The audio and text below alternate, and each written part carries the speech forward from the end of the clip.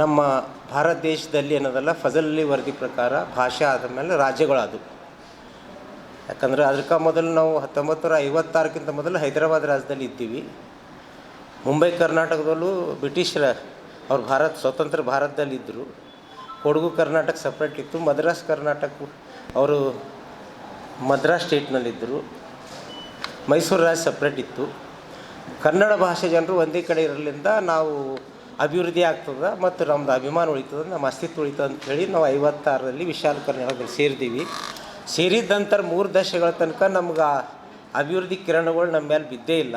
ಈ ಬಗ್ಗೆ ಏನದಲ್ಲ, ಯಾವ ಮುಂಬೈ ಕರ್ನಾಟಕ ನಾಯಕ ಆಗಲಿ, ಪಿ ಡಿ ಜತ್ತಿಯವರಾಗಲಿ, ಅದೇ ರೀತಿಯಾಗಿ ನಮ್ಮ ಉತ್ತರ ಕರ್ನಾಟಕದ ಬಹುತೇಕ ಮುಖ್ಯಮಂತ್ರಿಗಳು ನಮ್ಗೆ ಯಾರೂ ಕ್ಯಾರೆ ಅಂದಿಲ್ಲ. ಯಾವಾಗ ನಾವು 80ರ ನಂತರ ಹೋರಾಟ ಸ್ಟಾರ್ಟ್ ಮಾಡಿದ್ದೀವಿ, ನಮ್ಮ ಹೋರಾಟ ಫಲವಾಗಿ ಏನದಲ್ಲ ಫಜಲ್ ಅಲಿ ವರದಿ ಪ್ರಕಾರ ನಮ್ಮ ನ್ಯಾಯ ಸಿಗಬೇಕಂತ ಹೋರಾಟ ಮಾಡಿದ್ವಿ. ಅದಕ್ಕೆ ಪೂರಕವಾಗಿ ಏನದಲ್ಲ ಧರ್ಮ್ ಸಿಂಗ್ ಸಮಿತಿ ವರದಿ ಪ್ರಕಾರ HKDB ಆಯಿತು ವೀರೇಂದ್ರ ಪಾಟೀಲ್ ಅವ್ರ ಕಾಲಕ್ಕೆ.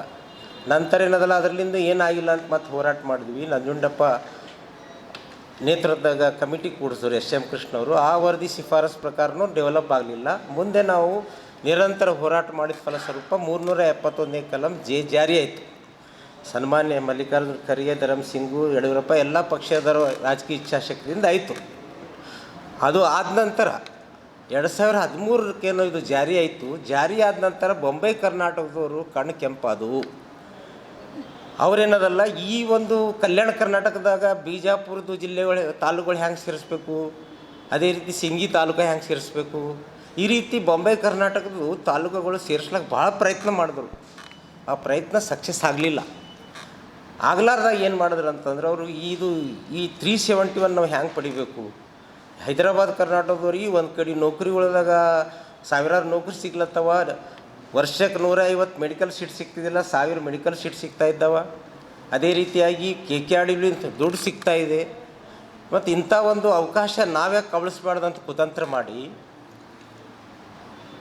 ಮುಂಬೈ ಕರ್ನಾಟಕ ನಾಯಕರು ಏನದಲ್ಲ ಈ ಒಂದು 371ನೇ ಕಲಂ ಕಬಳಿಸ್ಬೇಕಂತೇಳಿ ಉತ್ತರ ಕರ್ನಾಟಕ ಪ್ರತ್ಯೇಕ ರಾಜ್ಯ ಅಂತ ಕೂಗಿ ಎಬ್ಬಿಸ್ಲತ್ತಿಗೆ 10 ವರ್ಷ ಆಯಿತು.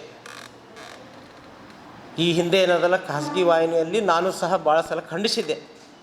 ಇದಕ್ಕೆ ಉತ್ತರನೂ ಕೊಟ್ಟಿದ್ದು ನಾವು. ನೀವು ಎಂದು ನಮ್ಮ ಜೊತೆ ಇದ್ದೀರಪ್ಪ, ನೀವು ಎಂದು ನಮ್ಮ ಜೊತೆ ಇದ್ದೀರಿ, ನೀವು ಹೈದರಾಬಾದ್ ಕರ್ನಾಟಕ ಹಿಂದುಳಿಕೆ ಬಗ್ಗೆ ಧ್ವನಿ ಎತ್ತಿರಿ, ನೀವು ಫಜಲ್ ಅಲಿ ರಿಪೋರ್ಟ್ ಪ್ರಕಾರ ತುಂಗಭದ್ರಾ ಮೇಲ್ಪಟ್ಟಂಥ ಯೋಜನೆಗಳ ಬಗ್ಗೆ ಧ್ವನಿ ಎತ್ತಿರಿ, ನೀವು ನಮ್ಮ ಹಿಂದುಳಿಕೆ ಹೋಗಲಾಗದಷ್ಟು ಧ್ವನಿ ಎತ್ತಿರಿ, ನೀವು HKDB ಆಗ್ಲಕ್ಕೆ ಧ್ವನಿ ಎತ್ತಿರಿ, ನೀವು ಎದಕ್ಕೆ ಧ್ವನಿ ಎತ್ತಿರಿ, ನೀವು ರೆಡಿಮೇಡ್ ಆದಮೇಲೆ ನೀವೇನೋ ನಾವು ಫಲ ತೊಗೋತೀರಿ. ಉತ್ತರ ಕರ್ನಾಟಕ ಹೆಸ್ರ ಮೇಲೆ ನೀರಾವರಿ ಯೋಜನೆಗಳು ನಿಮ್ಮ ಕಡೆ, ಹೆದ್ದಾರಿಗಳು ನಿಮ್ಮ ಕಡೆ, ಉದ್ಯೋಗ ಸೃಷ್ಟಿಗಳು ನಿಮ್ಮ ಕಡೆ, ವಿಶ್ವವಿದ್ಯಾಲಯಗಳು ನಿಮ್ಮ ಕಡೆ, ಎಲ್ಲ ನಿಮ್ಮ ಕಡೆ ಮಾಡ್ಕೊಂಡ್ರಿ. The name of North Karnataka. Central government ಪ್ರಾಜೆಕ್ಟ್ಗಳು ನಿಮ್ಮ ಕಡೆನೇ, ಸ್ಟೇಟ್ ಗೌರ್ಮೆಂಟ್ ಪ್ರಾಜೆಕ್ಟ್ಗಳು ನಿಮ್ಮ ಕಡೆ. ನಂಜುಂಡಪ್ಪ ವರದಿ ಹೇಳ್ತದ IIT ರಾಯಚೂರು ಕೊಡಬೇಕಂತ, ಹಿಂದಕ್ಕೆ IIT ಗುಲ್ಬರ್ಗ ಕೊಡ್ಬೇಕು ಬಂತು, ಅದನ್ನು ನೀವು ಆ ಕಡೆ ತೊಗೊಂಡ್ರಿ, ಹುಬ್ಬಳ್ಳಿ ಧಾರವಾಡ. IIT ರಾಜಾರೋಷವಾಗಿ ಏನದಲ್ಲ ನೀವು ರಾಯಚೂರು ಸ್ಥಳಾಂತರ ಮಾಡ್ಕೊಂಡ್ರಿ. ಯಡಿಯೂರಪ್ಪ ಅವರಿದ್ದಾಗ ಏಮ್ಸ್ ಕೊಡಬೇಕು ಗುಲ್ಬರ್ಗ ರಾಯಚೂರ್ಗೆ ಅಂತ ವಿಡಿಯೋ ಕಾನ್ಫರೆನ್ಸ್ದಾಗ ಪ್ರಧಾನಮಂತ್ರಿ ಮೋದಿಯವ್ರಿಗೆ ಹೇಳಿದರು. ನಂತರ ದಿನದಾಗ ಈಗ ಸಿದ್ದರಾಮಯ್ಯನೂ 3 ಸಲ ಪತ್ರ ಕೊಟ್ಟರೆ ಮೋದಿಯವ್ರಿಗೆ ರಾಯಚೂರಿಗೆ ಏಮ್ಸ್ ಕೊಡಬೇಕಂತ. ಆದ್ರೆ ಪ್ರಹ್ಲಾದ್ ಜೋಶಿ ಅವ್ರ ಕುತಂತ್ರದಿಂದ ಏಮ್ಸ್ ನಮ್ಮ ಭಾಗ ಸಿಗ್ತಾ ಇಲ್ಲ. ಈ ರೀತಿ ಒಂದು ಕಡೆ ನಮಗೇನಪ್ಪ ಚಾಕು ಚುಸ್ತೀರಿ, ಚೂರಿ ಚುಸ್ತೀರಿ, ಮತ್ತೊಂದು ಕಡೆ ಮಾರ್ಗದಿಂದ ಏನಪ್ಪ ಅಂದ್ರೆ ನೀವು ಪ್ರತ್ಯೇಕ ಉತ್ತರ ಕರ್ನಾಟಕ ರಾಜ್ಯ ಹೆಸರು ಮೇಲೆ ನಮ್ಮ ಜಿಲ್ಲೆಗಳು ಸೇರಿಸ್ಕೊತೀರಿ. ನಿಮ್ಗೆ ಯಾರು ಅಧಿಕಾರ ಕೊಟ್ರ? ಅರೆ ತಾಕತ್ತಿದ್ರು ಕಿತ್ತೂರು ಕರ್ನಾಟಕ ಪ್ರತ್ಯೇಕ ರಾಜ್ಯ ಕೇಳ್ಕೊರಿ. ನಿಮ್ಗೆ ಯಾರು ಬೇಡ ಅಂದ್ರೆ ನಿಮ್ಗೆ ಸಿಕ್ಕಿಂ ಒಂದು ರಾಜ್ಯ ಅದ, ಗೋವಾ ಒಂದು ರಾಜ್ಯ ಅದ, ಮಣಿಪುರ ಒಂದು ರಾಜ್ಯ ಅದ, ಸಣ್ಣ ಸಣ್ಣ ರಾಜ್ಯಗಳವ. ನಿಮ್ಗೆ ಯಾರು ಕೇಳಕ್ಕೆ ನಾವು ಅಬ್ಜೆಕ್ಷನ್ ಮಾಡ್ತಾಯಿದ್ದೀವಿ. ನಮಗೆ ವಿಶಾಲ ಕರ್ನಾಟಕದಾಗ ನ್ಯಾಯ ಸಿಗ್ಲತ್ತದ, ಮೈಸೂರು ರಾಜ್ಯದಾಗ ನಮ್ಮ ನ್ಯಾಯ ಸಿಗ್ಲತ್ತದ, ನಮ್ಮ ವಿದ್ಯಾರ್ಥಿಗಳಿಗೆ ಯುವಕರಿಗೆ ನಿರುದ್ಯೋಗಿಗಳಿಗೆ ಏನಾದ್ರು ನೌಕರಿ ಸಿಗ್ಲತ್ತವ, PSI ಆಗ್ಲತ್ತಾರ, ಕ್ಲರಿಕಲ್ ಪೋಸ್ಟ್ನ ಆಗ್ಲತ್ತಾರ, ಡಾಕ್ಟರ್ ಆಗ್ಲತ್ತಾರ, ಇಂಜಿನಿಯರ್ ಆಗ್ಲತ್ತಾರ, KS ಆಗ್ಲತ್ತಾರ. ಇಷ್ಟೆಲ್ಲ ಹುದ್ದೆಗಳು ನಮ್ಗೆ ಸಿಗ್ತಾ ಇರುವ ಸಂದರ್ಭದಲ್ಲಿ ನಾವು ಪ್ರತ್ಯೇಕ ರಾಜ್ಯಗಳಿಗೆ ನಾವು ಮೂರ್ಖರಿದ್ದೇವ? ನಮ್ಮ ಹಿರಿಯರಾದಂಥ ಶರಣಗೌಡ ಇನಾಮದಾರ್ ಆಗಲಿ, ಶಿವಮೂರ್ತಿ ಸ್ವಾಮಿ ಅಳವಂಡಿ ಆಗಲಿ, M ನಾಗಪ್ಪವ್ರು ಆಗಲಿ, ರಾಮಚಂದ್ರ ವೀರಪ್ಪವ್ರು ಆಗಲಿ, ಚಂದ್ರಶೇಖರ್ ಪಾಟೀಲ್ ಮಾಗಾವ್ ಆಗಲಿ, ಇವೆಲ್ಲವ್ರು ಏನದಲ್ಲ ಫಜಲ್ ಅಲಿ ಅವ್ರು ಎದುರು ಫಜಲ್ ಅಲಿ ಗುಲ್ಬರ್ಗ ಬಂದಿರು 1954 ಬಂದಾಗ ಏನದಲ್ಲ ನೀವು ಸಪ್ರೇಟ್ ಹೈದರಾಬಾದ್ ಕರ್ನಾಟಕ राज्य ಕೇಳ್ರಿ ಅಂದರು. नहीं हम नहीं पूछते अंदर. उत्तर कर्नाटक राज्य पूछो अंदर, हम नहीं पूछते अंदर. अरे फिर कैसा तुम कुछ भी शर्त नहीं डाल रहे क्या नहीं? ಕೈಸಾ ತುಮ್ ಉತ್ನಾ ದೂರ ಮೈಸೂರು ಮೇಲೆ ಕೈಸಾ ಜಾತಿ ಅಂದ್ರೆ ಇಲ್ಲ, ನಮ್ಮ ದೂರ ಆದ್ರೆ ಪರವಾಗಿಲ್ಲ ಬೆಂಗಳೂರು, ನಾವು ಅಲ್ಲೇ ಸೇರ್ತೀವಿ ಅಂತ. ಯಾಕಂದ್ರೆ ಕನ್ನಡಿಗರೆಲ್ಲ ಒಂದೇ ಕಡೆ ಇರಬೇಕು. ನಾವೆಲ್ಲ ಭುವನೇಶ್ವರಿ ತಾಯಿಯನ್ನು ಮಕ್ಕಳು ಅಂಥೇಳಿ ನಾವು ಅಖಂಡ ಕರ್ನಾಟಕದಲ್ಲಿ ಸೇರ್ಲಿಕ್ಕೆ ಯಾವ ಷರತ್ತು ಇಡಲಾರ್ದೆ 700 ಕಿಲೋಮೀಟರ್ 700 ಕಿಲೋಮೀಟರ್ 600 ಕಿಲೋಮೀಟರ್ 500 ಕಿಲೋಮೀಟರ್ ದೂರ ಆದ್ರೂ ನಾವು ಬೆಂಗಳೂರು ರಾಜಧಾನಿ ಅಂತ ಒಪ್ಕೊಂಡು ನಾವು ಸೇರಿದ್ವಿ. ಇವತ್ತು ನಮ್ಗೆ ಹಳೆ ಮೈಸೂರು ನಾಯಕರಲ್ಲಿಂದ ನಮ್ಗೆ ಅನ್ಯಾಯ ಆಗಿಲ್ಲ. ಇವತ್ತು ಹಳೆ ಮೈಸೂರು ನಾಯಕರಂತ ಅರಸರಿಂದ ನಮ್ಗೆ ನ್ಯಾಯ ಸಿಕ್ಕದ. ಗುಂಡ್ರಾವ್ ಫಸ್ಟ್ ಕ್ಯಾಬಿನೆಟ್ ಮೀಟಿಂಗ್ ಕರೆದ್ರು ಗುಲ್ಬರ್ಗ ಹಳೆ ಮೈಸೂರು ನಾಯಕರು. ಅದೇ ರೀತಿಯಾಗಿ ಯಡಿಯೂರಪ್ಪ ಅವ್ರು ಏನದಲ್ಲ ನಮ್ಮ ಕಲ್ಯಾಣ ಕರ್ನಾಟಕ ಹೆಸರಿಟ್ಟರು, ಅವರು ನ್ಯಾಯ ಕೊಟ್ಟರು.